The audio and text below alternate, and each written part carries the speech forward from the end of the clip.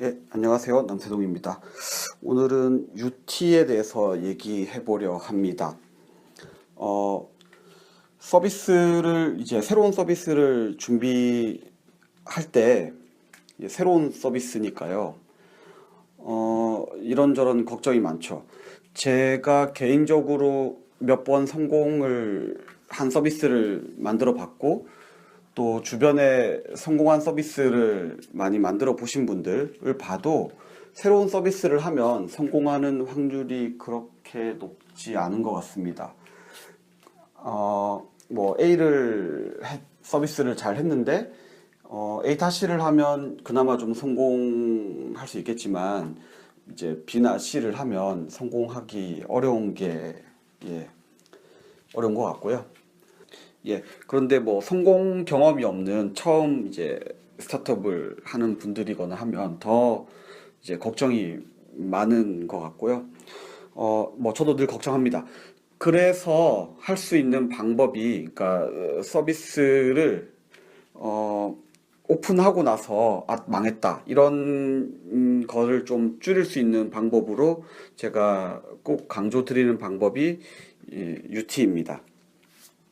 어, UT는 유저 테스트죠. 어, 예를 들면 만약에 우리가 짜장면 집을 오픈한다고 하면요. 정말로 이제 정식으로 오픈한다는 거는 인테리어도 다 했고 뭐 요리도 다 준비했고 전단지도 만들었고 이런 거가 이제 정말 오픈일 텐데요.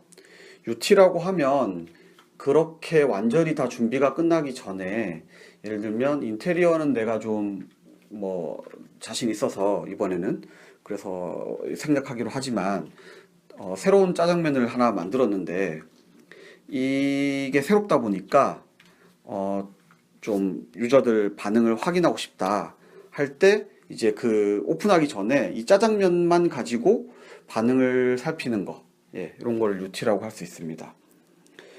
UT를 제대로 이제 정교하게 하려면 뭐 UT에 대한 공부도 많이 해야 되고 또 경험도 많이 쌓아야겠지만 그러면 이제 너무 거창해서 이제 UT 한 번도 안 해본 스타트업에서 이제 해보기는 어려울 텐데요. 다행인 것은 한 1시간 정도만 UT에 대해서 좀 이렇게 뭐 자료를 찾아보거나 공부를 하고 하면 금방 예, 해볼 수 있다고 생각합니다. 뭐 물론 이제 하면 할수록 늘긴 하지만 1시간만의 그 준비만 가지고도 UT를 안 하는 것보다는 훨씬 더 뭐 10배, 100배 더 좋은 예, 결과를 얻을 수 있다고 생각합니다. 짜장면의 예 말고 제가 실례를 좀 들어보면요. 그 제가 셀카 앱을 만들었잖아요. 꽤 성공을 했는데요. 그 셀카 앱을 처음 만들었을 때 이제 새로운 셀카 앱이다 보니까 새로운 요소들이 몇 가지가 있었는데 그 중에 하나는 이제 가장 큰 거는 촬영 버튼을 없앤 거였죠. 제가 뭐 세상의 모든 앱을 다 하는 건 아니지만 적어도 이제 제가 본 적은 없는 앱이었는데요. 셀카 앱의 이제 저희 셀카 앱의 가장 큰 특징으로 촬영 버튼을 없앴었습니다. 근데 이게 너무나 그 새로운 거잖아요. 그래서 걱정이 너무나 컸고요. UT를 안 할 수가 없었습니다. 그래서 UT를 했는데요.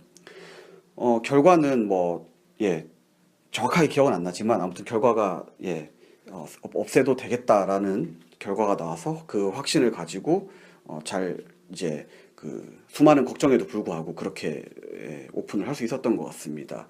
UT를 해보면, 촬영 버튼이 없으니까, 이제 처음에 사용자들이 좀 당황할 수 있지만, 이제 실제로 쓰는 걸 보는 거죠. 실제로 쓰는 걸 보면, 뭐, 이제 어떤 사용자들은 뭐 툴팁이 중간에 뜨는데요. 저희가 스마트 툴팁이라고 부르던 툴팁이 뜨는데 그 툴팁을 잃는 경우가 있을 수도 있고요. 근데 그런 경우는 별로 없었을 테고 아마 이렇게 실수로라도 화면을 터치하거나 해서 그런 과정을 통해서 이 촬영이 화면 터치를 통해서 되는구나를 알게 되고 이게 셀카 앱인데 촬영 버튼 없이 전체 화면 어디를 터치를 해도 촬영이 되는구나를 알고 좋아하는 사용자가 많았던 것 같습니다. 그러니까 사실 제가 정확하게 그 수료가 기억나는 건 아닌데 그랬으니까 그렇게 촬영 버튼 없애고 했던 것 같습니다. 그렇게 이제 UT를 하면 좀 뭐랄까 걱정을 좀 줄여주고 나침판 같은 역할을 좀 해주고 또 오픈 뒤에는 그러니까 준비하는 과정에서는 좀 이제 약간 더 자신감을 가질 수 있고 오픈하고 나서는 그 자신감 가졌던 것만큼 이제 그게 자만이 아니라 실패 확률을 좀 줄이는데 도움이 되는 것 같았습니다.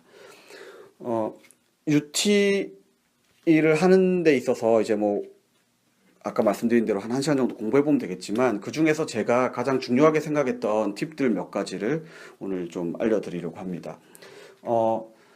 UT를 할 때 몇 명을 해야 되느냐? 5명이 좋은 것 같습니다. 5명이 좋다는 거는 3명을 하면 좀 부족하고요. 7명을 하면 그렇게까지 할 필요 없다는 얘기입니다.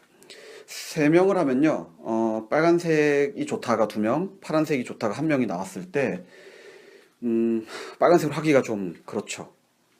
너무 샘플이 부족한 거죠. 근데 5명을 해서 4명이나 5명이 빨간색이 좋다고 하면, 이거는 이제 빨간색으로 하면 되겠구나라고 좀 더, 자신감을 가질 수가 있습니다. 7명은 필요가 없는 이유는 실제로 해보면 한 6명째쯤부터 좀 지겨워요. 왜냐면 이제 너무 똑같은 얘기들이 계속 나오니까 아까 얘기한 그런 빨간색 얘라면 뭐 6명째도 빨간색으로 할 거고요. 웬만하면 아니면 아예 5명의 경우에 이미 2대3으로 나눠진 경우면 뭐 6명째도 뭐 3대3이 되건 그렇게 해도 별로 이렇게 변화가 안 느껴진다고 할 수 있습니다. 그래서 6명, 7명은 좀 시간이 아깝다는 생각이 들고요. 하다 보면 그래서 5명이 딱 적당합니다. 그게 첫 번째 팁이었고요. 두 번째 팁으로는 진행자를 고를 때 저희 앱이나 서비스에 대해서 잘 알 필요는 굳이 없고요. 이렇게 UT를 하게 되는 그 UT에 참석하게 되는 뭐라고 해야 되죠? 유저의 마음을 잘 열 수 있는 좀 이렇게 친절하고 사교적이고 뭐 배려심이 좋고 이런 사람이 진행을 하면 됩니다. 오히려 내부 기획자나 개발자가 만약에 진행을 하게 되면 되게 잘 알잖아요. 그리고 또 자기가 만들었기 때문에 이렇게 유저가 잘 못 쓰거나 할 때 이렇게 좀 개인 감정이 들어가고 뭐 좀 그게 좀 잘못 가다 보면 좀 UT 진행에 좀 방해가 될 때가 있는 것 같더라고요. 아까 말씀드린 셀카 앱을 예를 들자면 셀카 앱의 경우에 여고생들도 많이 쓰니까 이제 여고생을 대상으로 UT도 뭐 굉장히 많이 했는데요. 한 수십 명 한 것 같습니다. 그 여고생의 경우에는 회사에 이제 뭐 초대를 하면 일단 회사라는 곳이 좀 신기하기도 하지만 좀 이제 신기하다는 건 좀 두렵기도 하다는 거죠. 그래서 좀 일단 회사에 오는 것부터 좀 이제 겁나는 상황인 것 같아요. 근데 시커먼 개발자 남자 아저씨가 들어오면 UT 진행에 여러모로 방해가 되는 것 같았고요. 예, 그래서 저희는 그 여자 유저들, 특히 이제 여고생 같은 경우에는 꼭 그 여자 기획자나 뭐 디자이너들이 진행을 하곤 했었습니다. 세 번째로는 테스트를 할 때 가급적 이렇게 뭘 이래라 저래라 이렇게 해보세요 저렇게 해보세요 시키지 않고 유저들한테 그냥 자유롭게 써보도록 하는 게 제일 좋습니다. 처음부터 그냥 아예 마음껏 써보세요 하는 게 제일 좋고요. 그 상태로 뭐 10분, 20분 뭐 끝까지 그렇게 해도 되고요. 근데 이제 더 이상 뭔가 진행이 안 되거나 내가 꼭 확인하고 싶은 게 있는데 그걸 유저가 안 해줘서 꼭 추가로 뭘 해야 된다면 그럴 때 이제 좀 유도를 하는 게 좋겠습니다. 그것은 왜 그러냐면 그 실제로 사용자가 이제 테스트가 아니라 실제로 사용자가 쓰는 상황을 생각해 보면 뭐 친구가 하는 걸 보거나 뭐 어디 잡지에서 보고 해서 앱을 뭐 다운받거나 사이트에 들어오잖아요. 절대 뭐 누가 옆에서 도와주는 것도 아니고 저희가 뭐 과제를 주는 것도 아니고 그냥 본인은 자유롭게 써보는 거잖아요. 그런 자유롭게 써보는 상황에서 이 사람이 뭘 할지를 관찰하는 게 예, 가장 좋은 것 같습니다. 근데 이제 그렇게 그냥 자유롭게 써보세요만 하면 사실 저희가 화면을 보는 상황밖에 안 되는데요. 그렇게 하면 이제 이분이 뭐에서 헤매고 있는지 이런 게 잘 안 보일 때가 있습니다. 그래서 사용자한테 어, 그 자유롭게 쓰시되 그 현재 이렇게 하고 있는 생각들을 가급적 좀 이렇게 말로 표현해 가면서 사용해 주시면 좋겠습니다. 이렇게 진행하는 게 가장 좋은 것 같습니다. 예. 그리고 네 번째로는 그 참석자를 부를 때 방금 이제 두 번째, 세 번째 팁에서 말한 거랑 이제 연장인데요. 한 명을 부르는 것보다는 두 명을 부르는 게 좋은 경우가 많습니다.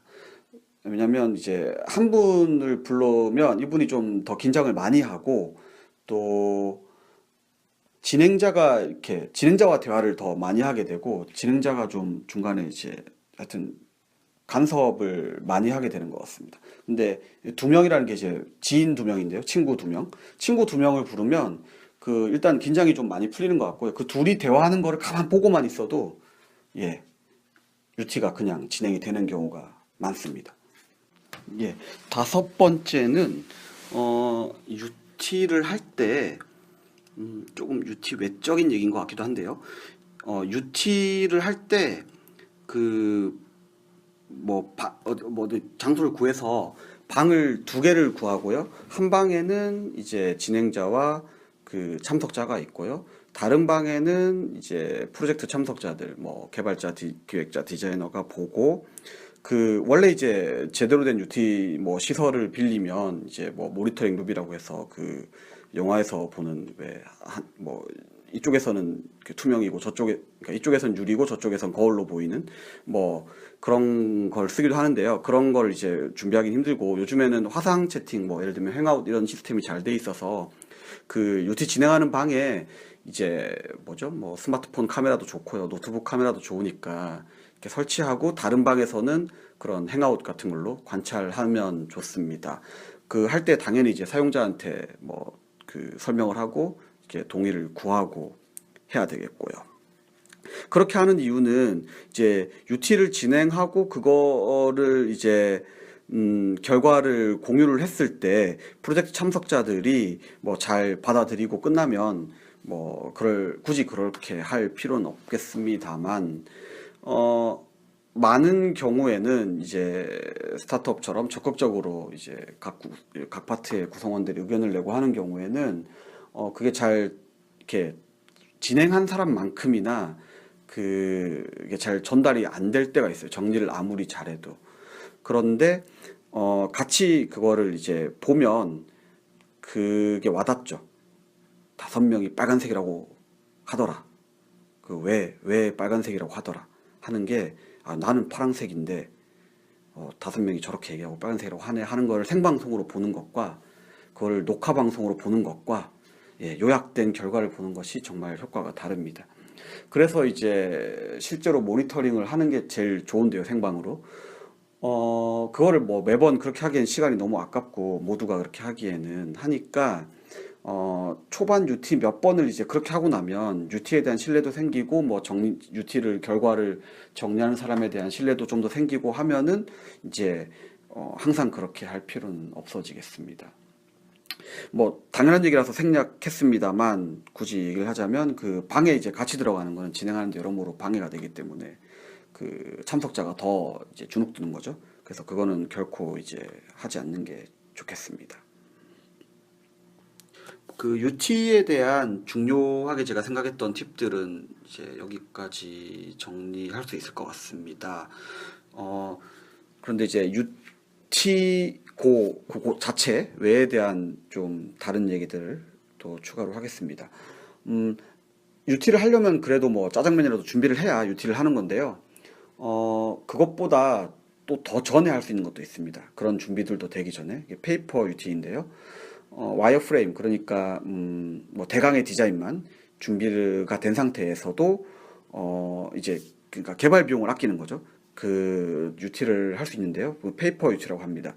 그래서 종이에다가 그런 와이어 프레임들을 이제 종이에 뭐 그리든지 뭐 프린트를 하든지 해서요. 그걸 화면당 하나씩 종이를 만들고요. 그 이제 첫 화면을 보여주고 뭐 어디를 탭하면 다음 뭐 종이를 또 이렇게 내서 그 하고 하는 겁니다.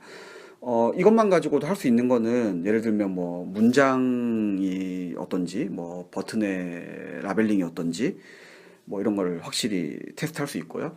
뭐 컬러 프린트를 한다면 컬러까지 확인할 수 있죠. 뭐 빨간색, 파란색 그 선호도를 확인할 수도 있고요. 근데 이제 동작 같은 건 좀 확인이 어렵겠습니다. 뭐 탭해서 뭐 동작하는 거를 확인 어느 정도 할 수 있다 하더라도 저는 뭐 그게 이제 실제 써보는 거랑 다르기 때문에 아무래도 정확한 확인은 아니라고 생각하고요. 애니메이션이나 이런 것까지 이제 들어가는 것과 이제 종이와는 많은 차이가 있을 거라고 생각합니다. 그리고 실제로 뭐 사용자가 이 실제 겪게 되는 상황과는 너무 이제 격차가 크기 때문에 결과를 신뢰할 수도 없는 것 같긴 합니다. 그리고 또 그것보다도 더 전에 디자인조차 준비되기 전에 할 수 있는 게 이제 말로만 하는 건데요. 그거를 뭐 FGI라고도 하고 뭐 FG 포커스 그룹까지 안 간다면 그냥 인터뷰 1대1로 인터뷰를 할 수도 있죠. 뭐 물론 이제 말만 가지고도 확인할 수 있는 것도 뭐 부분적으로 있는 것 같고요. 근데 이제 많은 부분에 대해서는 좀 신뢰할 수가 없겠죠. 어쨌든 그 안 하는 것보단 항상 좋은 것 같습니다. 그래서 뭐 컨셉만 가지고도 인터뷰를 하는 게 적어도 뭐 혼자 생각하는 것보다는 사내 팀하고 얘기를 하는 게 좋을 테고 사내 팀하고만 얘기를 하는 것보다는 인터뷰를 하는 게 좋다고 생각합니다. 그 페이퍼 유치도 마찬가지고요. 그리고 이제 또 이건 지금 이제 UT 전에 할 수 있는 것들을 말씀드린 거고요. UT 후에 할 수 있는 게 이제 뭐 오픈 전에 할 수 있는 게 베타 오픈이 있고요. 그 다음에 오픈이 있는데요. 오픈하고 나서도 중요하다고 생각합니다. 실제로 제가 UT를 많이 해서 준비를 해도 이제 UT에서 뭐 5명 중에 4명이 얘기한 것들은 대부분의 경우에는 실제로 서비스를 해도 잘 이제 그 말이 맞습니다. 4명의 말이. 근데 뭐 그게 오픈 때 이제 잘못되는 경우도 있고요. 그거는 이제 샘플이 잘못된 거였겠죠. 근데 그런 경우보다는 UT 때 확인을 미처 못한 부분, 제가 질문을 못했거나 뭐 이런저런 이유로 확인을 못했던 부분에 대해서 오픈하고 나면 이제 확인이 돼서 이제 당황하는 경우가 많습니다. 그래서 UT를 아무리 열심히 해도 역시나 이제 오픈을 하고 나면 많은 문제점이 보이는데요. 그러면 이제 그 얘기는 뭐냐면 사실 빨리 오픈을 해야 된다는 얘기기도 합니다. 빨리 오픈을 할 때 마음가짐은 제가 뭐 많은 스타트업과 이제 얘기를 할 때 꼭 하는 얘기인데요. 이제 이게 잘 될 거라는 기대가 너무 크면 실망이 너무 크고 충격이 너무 커서 그런 생각은 제 생각엔 안 하는 게 좋은 것 같고요. 한 90%는 이제 처음 오픈을 하면 그냥 안 될 거다라는 각오로 있음에도 충분한 UT를 했다면 오픈하는 게 맞다고 생각합니다. 그건 왜 그러냐면 그 요즘 이제 쓰는 말로 패스트 페일을 하는 거죠. 그래서 패스트 페일을 너무 이제 크게 생각하면 서비스를 접는 건데요. 그런 뜻은 아니고 빨리 오픈을 해서 빨리 개선할 점들을 이제 찾는 겁니다. 이제 라이브 UT라고 할까요? 그래서 그 두 가지가 있습니다. 정량적인 게 있고 정성적인 게 있는데요. 정량적인 걸로는 이제 구글 어널리틱스 뭐 플러리였나요? 그런 것들을 잘 붙여야 됩니다. 오픈의 목적이 그거를 이제 성공하기 물론 궁극적으로 성공하기 위한 거지만 오픈의 목적이 유저 반응을 보면서 이제 문제점을 찾는 거라면 필수 요소입니다. 그런 툴들을 붙이는 거는. 툴을 붙여서 결과를 볼 때의 문제점은 이런 겁니다. 뭐 예를 들면 뭐 가입 전환율이 50%가 나왔습니다. 그럼 이 50%가 좋은 건지 나쁜 건지를 50%라는 숫자를 봐도 좀 해석하기 힘든 경우가 있습니다. 그 전에 비슷한 서비스 그 부분에 대해서는 비슷한 경험이 있다면 그거에 대한 해석을 잘 할 수가 있는데요. 그런 경험이 없다면 뭐 다른 사례들을 보면서 공부를 하거나 해야 되는데 그것도 안 된다면 사실은 이제 숫자가 나와도 좀 분석을 하고 뭐 결론을 내리기가 좀 힘든 경우는 있긴 합니다만 아무튼 그 툴을 붙이는 건 뭐 필수 요소 정도가 아니라 그걸 위해서 오픈하는 것 같기도 합니다. 그리고 정성적인 부분도 매우 중요한데요. 방금 말씀드린 대로 서비스 오픈하면 처음에 실패할 확률이 굉장히 높고요. 그리고 특히 뭐 대기업에서 대규모 마케팅을 하고 오픈하지 않는 이상은 특히 스타트업 같은 경우에 이제 작게 오픈을 하고 뭐 마케팅도 안 하고 하면 아무도 안 씁니다.